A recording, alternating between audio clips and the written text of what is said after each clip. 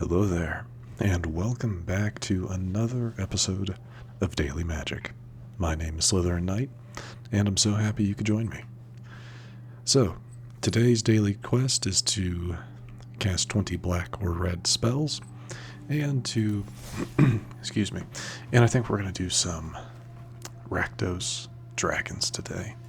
Kind of in a pseudo-celebration for when Tarkir Dragonstorm comes out, which I believe will be sometime in early April. I haven't looked at the exact, I think it's April 8th or 9th. And from a lot of the preview cards I've seen, there's a lot, obviously there's going to be a lot of dragons. But yeah, so this deck will probably, almost most definitely be completely revamped when Tarkir comes out. So I thought, maybe this would be a good time just to give it one last hurrah, or what have you. Because, yeah, I really do like this deck. It's still one of my favorites when we first gave it a try. So, yeah, for those of you that want a little bit of an explanation, there's really not one. Just get big dragons out. Our centerpiece cards are definitely Orb of Dragonkind and Rivaz of the Claw, both of these. This gives dragons haste if the red mana is used to play them. Excuse me. And then Rivaz can give you two mana of any color to be used on dragons, and once during each of your turns you may cast a dragon creature spell from your graveyard. That creature does gain a finality counter. It doesn't say that in the verbiage because this card is from a few years ago now, but it is essentially a finality counter. Other than that, we have our dragons, Decadent Dragon, Immersturm Predator, Bonehoard Dracosaur, Dragonhawk, Fate's Tempest, and the favorite of the deck, Terror of the Peaks, which is where we can really just take out our opponent pretty quickly with this. So, that's kind of the idea. Very much a hyper-aggressive deck, so one of my more favorite playstyles. Yeah, it has been a while. I think it's been longer since we've done just plain Rakdos aggro, but we're gonna do dragons today. And like I said, this will probably be the last time we see this deck before the new expansion comes out. So it is what it is. Oh no, this is much better. And I hate to do it, but I think I'm going to drop Decadent Dragon because I would rather have Terror of the Peaks.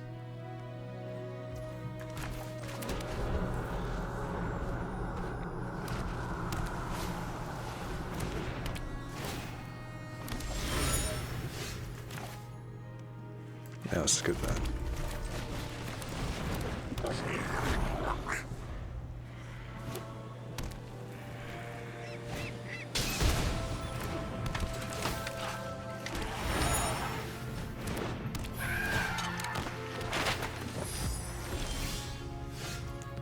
That'll be very nice for when we need that. But we're gonna go ahead. We're gonna Tarkir. No, we're good. Get rid of their Siren. Don't need a flyer on their side.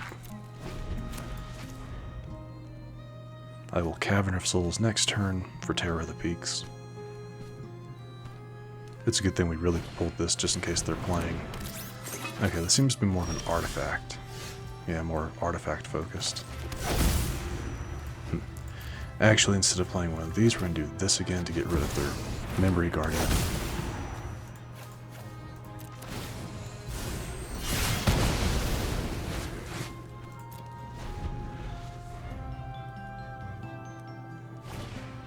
And they have a second one. That's fine. Ooh, that is really nice.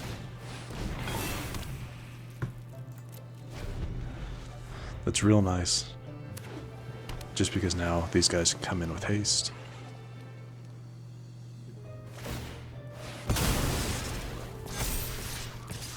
That's fine.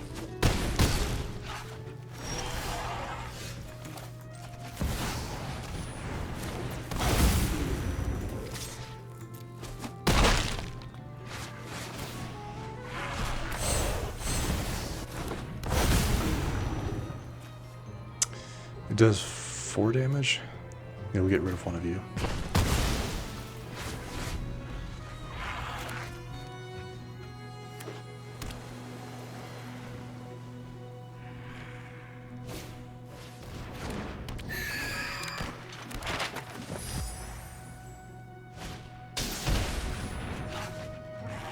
That's fine. Get some life back.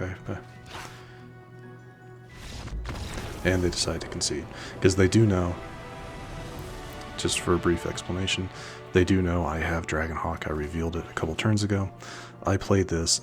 Its ability triggers 6 times. Is that how it'll work? Because when this card enters, exile the top X cards of your library, where X is the number of creatures you control with power 4 or greater. You may play those cards. If you don't, it deals 2 damage to each opponent for each of those cards. So that would have been 6 damage, because we'd have 3 with 4 or greater. Terror of the Peaks, Defiant Thundermaw, Dragonhawk.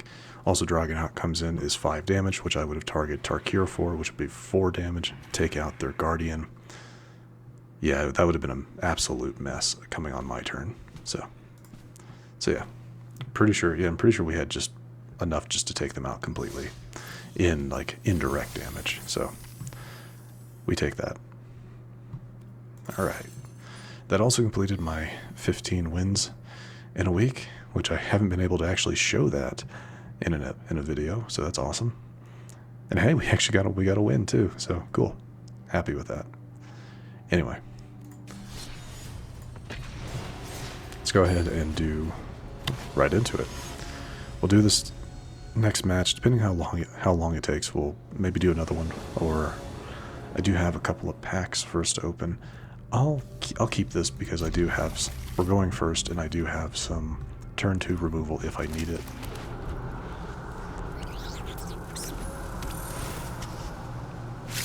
Okay. Did not need it, so I'm actually going to, yeah, we're going to do that. We're going to do that. I thought about Restless Vents, but I want to be able to take out whatever creature they may or may not play here. Chart of Course, okay. So this is a... Okay, I'm not entirely sure what they're playing. We'll just go ahead and do that. I don't like that I don't have any creatures to play. That is not great. Because yeah, all they're doing is setting up.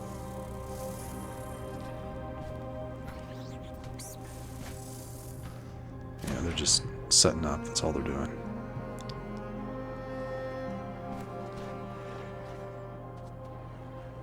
So do you have another land to play that you haven't done? Oh, they had to get rid of a card. Fair enough. Okay, I mean, that's fine. That actually is very nice. Yeah, that is very nice to see. Because that means I can play my dragons without too much worry. Though naturally they can always just send it back to my hand if need be. Can't counter it. Go ahead and try. See what happens. It won't let you. Or actually, no, it would let them. They would just burn. They would waste their mana. Now they can send it back to my hand. Or exile it. There's a number of things they could do here. Okay.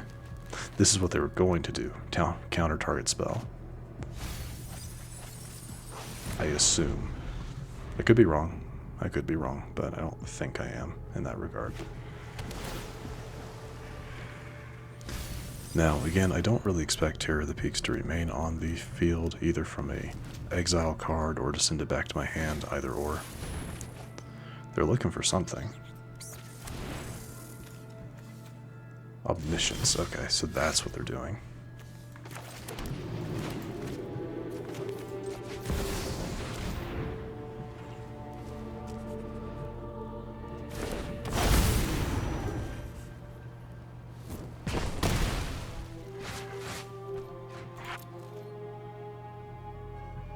The main reason I'm not attacking is because they already showed that they had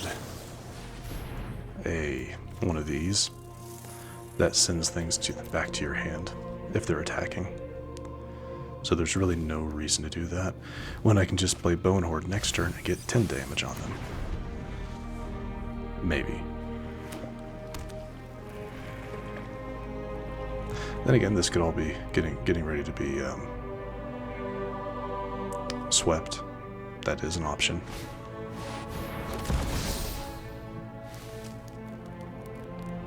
Yeah, see, that's a problem.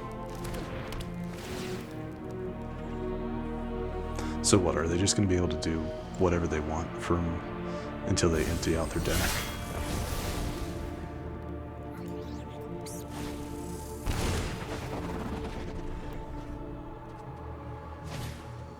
Yeah, there's another invasion. Oh, they did get health back from that, that's unfortunate. They can send both of these back to my hand because they don't have to pay the cost. Oh, that's what they're doing? Okay. I'm willing to see where this goes. Another Haunt the Network.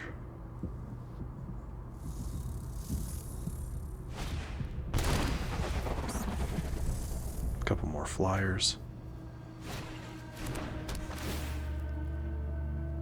Do they have the right cards in hand just to do that indefinitely, I wonder? Yeah, because there's the other... This town ain't big enough. They'll pull their invasions back. Play it. Probably grab another Haunt. Oh, is that pulling it from their graveyard? Oh, okay, yeah, no, we're done. We're done. They're in an infinite loop. And actually, I am gonna react to this. I don't like playing against infinite loop decks. I don't think they're fun. I don't think, you know, it is a viable strategy, but I don't think they're fun to play against at all.